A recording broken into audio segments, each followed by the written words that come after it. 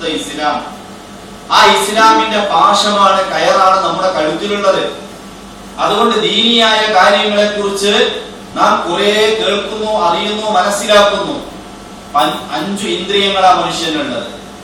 കണ്ണുകൊണ്ട് അറിയുന്ന മനുഷ്യൻ, സ്പർശനത്തിലൂടെ അറിയുന്ന മനുഷ്യൻ, അവന്റെ ജീവിതത്തിൽ അവൻ പഠിക്കുന്നതും അറിയുന്നതുമായി ധാരാളം കാര്യങ്ങൾ.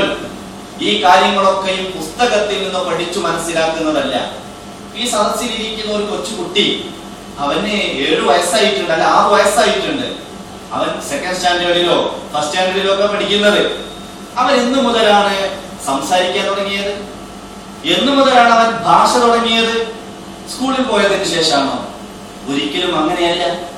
2 വയസ്സുള്ള കുട്ടി, 1.5 വയസ്സുള്ള കുട്ടി ഫ്ലുവന്റ് ആയിട്ട് അറബി സംസാരിക്കുന്ന, അറബി വീടുകളിൽ താമസിക്കുന്ന തമിഴ് നാട്ടിലുള്ള സഹോദരങ്ങളുടെ കുട്ടികൾ 1.5 വയസ്സിലും 2 വയസ്സിലും തമിഴ് ഫ്ലുവന്റ് ആയി സംസാരിക്കുന്നു.